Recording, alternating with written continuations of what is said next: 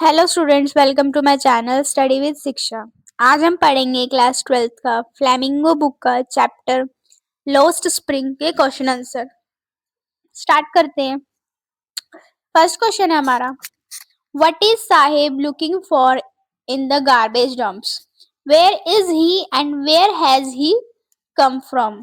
इस क्वेश्चन का मतलब है, जो साहिब है वो क्या ढूंढ रहा है गार्बेज के डंप्स में, यानी कूड़े के ढेर में। वेयर इज ही, वो कहाँ पे है और वो कहाँ से आया है। Where has he come from. तो जैसा आपने चैप्टर में पढ़ा है कि वो जो कूड़े के ढेर में नोट ढूंढता था, सिक्के ढूंढता था, तो हमें फर्स्ट क्वेश्चन का आंसर मिला कि वो क्या ढूंढता है गार्बेज डंप्स में, सिक्के और नोट। कहाँ से, कहाँ रहता है और वो सीमापुरी में है, और कहाँ से आया है, बांग्लादेश से। तो इसको हम ऐसे लिखेंगे, Sahib is looking for coins and rupees note in the garbage.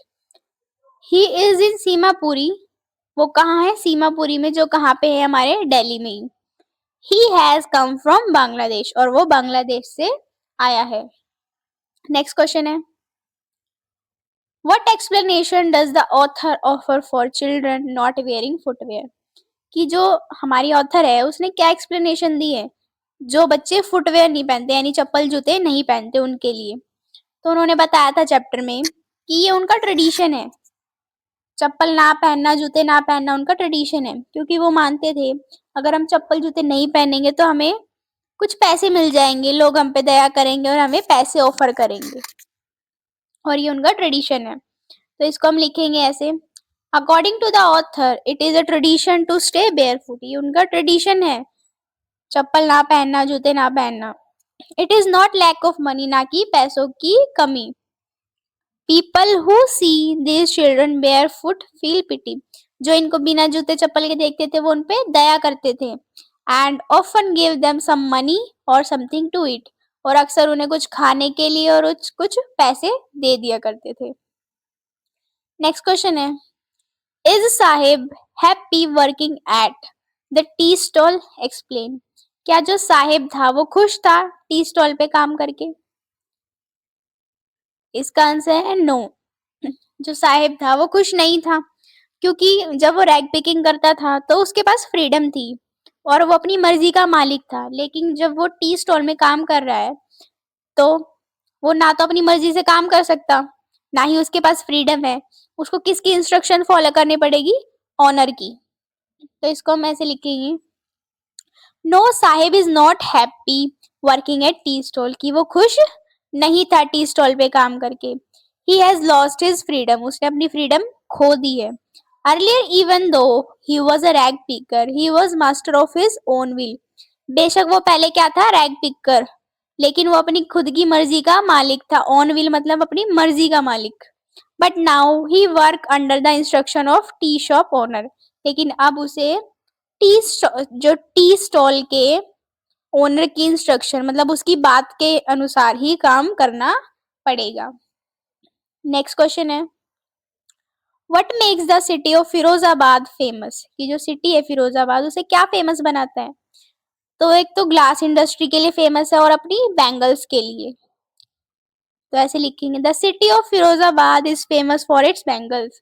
जो फिरोजाबाद है वो अपनी बैंगल्स के लिए फेमस है। It is the centre of India's glass blowing industry. वहां क्या है, इंडिया का सेंटर है ग्लास इंडस्ट्री का।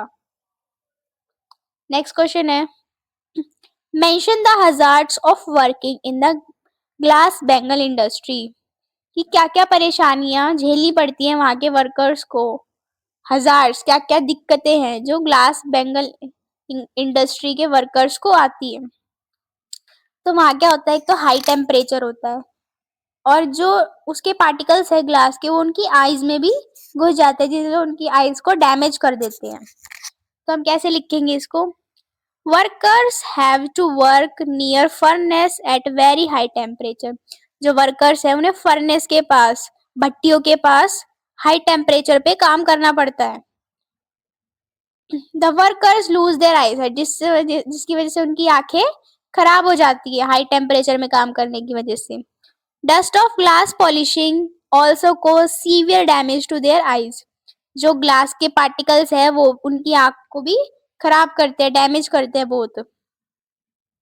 नेक्स्ट क्वेश्चन है, how is Mukesh attitude to his situation different from that of his family? कि जो मुकेश का एटीट्यूड था वो अपनी फैमिली से अलग क्यों था सिचुएशन के प्रति? तो आपने पढ़ा होगा चैप्टर में, जो मुकेश था वो क्या बनना चाहता था, मैकेनिक। लेकिन जो उसकी पूरी फैमिली थी वो बैंगल बनाने का काम करती थी जनरेशन टू जनरेशन। लेकिन जो मुकेश है वो कार मैकेनिक बनना चाहता था, उसका अलग ड्रीम था, इसलिए उसका एटीट्यूड बहुत अलग था। तो हम इसको ऐसे लिखेंगे, everyone in Mukesh family works in bangle industry, bangle making industry. क्या करते थे उसकी पूरी फैमिली, बैंगल्स का काम करती थी। They have been doing this for generation, ये उनकी पीढ़ी दर पीढ़ी उनका काम चलता आ रहा था। But Mukesh has different attitude in this matter, लेकिन उसका अलग एटीट्यूड था, मतलब उसको कुछ अलग काम करना था। Instead of working in glass industry he wants to become a motor mechanic, वो ग्लास इंडस्ट्री की में काम करने की बजाय वो एक मोटर मैकेनिक बनना चाहता था, उसका अलग ड्रीम था। नेक्स्ट क्वेश्चन है, what could be some of the reasons for the migration of people from villages to cities? कि क्या क्या कारण हो सकते हैं जो लोग माइग्रेट मतलब छोड़ के आते हैं अपने विलेजेस को सिटी में? इसके कारण हो सकते हैं बेटर एजुकेशन, बेटर हेल्थ, मतलब किसी है मेडिकल कंडीशंस की वजह से, और जॉब्स के लिए, ट्रांसपोर्ट के लिए, बिजनेस के लिए, बहुत सारे कारण हो सकते हैं। तो लिखेंगे, some of the reasons for migration of people from villages to cities are, ये पूरा क्वेश्चन में से लिया है मैंने कि क्या क्या रीजन है। पहला है हमारा better livelihood, better education, better transport. Next है, would you agree that promises made to poor children are rarely kept?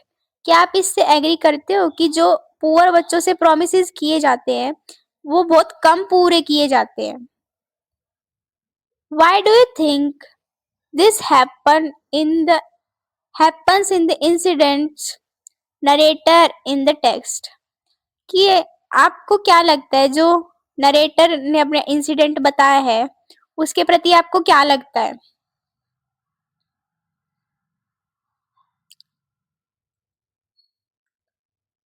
Yes, I agree that promises made to poor children are rarely kept. हाँ, हम इससे agree करते हैं कि जो promises किए जाते हैं पुअर बच्चों से वो बहुत कम निभाए जाते हैं, क्योंकि वो उन्हें खुश करने के लिए ही किए जाते हैं mainly. It happens because these promises are not kept seriously and usually such promises are made just to make the children happy. ये ज्यादातर निभाए ही नहीं जाते, सीरियसली ही नहीं लिए जाते, ये बस उस टाइम उन्हें खुश करने के लिए किए जाते हैं प्रोमिसेस। और इंसिडेंट ऐसा हमारे चैप्टर में भी हुआ था। ये इंसिडेंट क्या था? We read one incident in this story where narrator promise Saheb to open a school. हमारा जो इंसिडेंट है इस चैप्टर में भी हुआ था, जहाँ नरेटर ने प्रॉमिस किया था साहिब से एक स्कूल खोलने का। But after some days when Saheb asked her if her school is ready, she becomes conscious of her mistake. Her hollow promises leave her embarrassed. क्या हुआ? जब कुछ दिन बाद जब साहिब ने उससे पूछा कि क्या तुम्हारा स्कूल रेडी हो गया है, तो वो क्या हो गई, कॉन्शियस हो गई, घबरा गई अपनी मिस्टेक के कारण, क्योंकि उसने जो होलो खोखला प्रॉमिस किया था वो उसके साथ क्या छोड़ के गया है, एम्बेरसमेंट। वो उससे एम्बेरस्ड हो गई बहुत ज्यादा, उसे वो शर्म आई, अपने किए पे पछतावा हुआ। नेक्स्ट क्वेश्चन है, what forces conspire to keep the workers in the bangle industry of Firozabad in poverty? कि ऐसी क्या कारण है, ये क्या फोर्सेस है जो वर्कर्स है जो बैंगल इंडस्ट्री के फिरोजाबाद में, उन्हें पॉवर्टी यानी गरीबी की तरफ खींचे जा रहे हैं? तो इसके कई कारण हैं। जैसे हमारी कोई पॉलिसीज बनती है उसमें पैसा लगता है बहुत ज्यादा, वो हमें सरकार बजट जब पास करती है तो हमारे लिए करती है, ऐसे बैंगल इंडस्ट्री गरीब लोगों के लिए। लेकिन वो सरकार सीधा पैसा हमें तो नहीं देके जा सकती, इसलिए हमारे जो मिडल मैन होते हैं वो पैसा खा जाते हैं, पॉलिटिशियंस खा जाते हैं, इसलिए जो गरीब है वो गरीब ही रहते हैं और अमीर अमीर बनते रहते हैं। तो इसको हम कैसे लिखेंगे? There are many forces conspire to keep the workers in Bengal industry of Firozabad in poverty. इसके कई कारण हैं। जो गरीब है वो गरीब ही रह रहे हैं, इसके कई कारण हैं। These include the money lenders. इसमें क्या इंक्लूडेड है? मनी लेंडर्स इंक्लूडेड है, मिडलमैन बिचौलिए, पुलिसमैन, पॉलिटिशियंस, ये क्या एक एक साथ मिलकर पैसा खाते हैं जो कि हमारे ऊपर ही बर्डन डलता है और इससे Together they impose heavy burden on the workers of Bengal industry. ये एक साथ मिलकर बर्डन डालते हैं जिससे ये गरीब और गरीब होते जाते हैं। नेक्स्ट क्वेश्चन है, opinion can Mukesh realise his dream?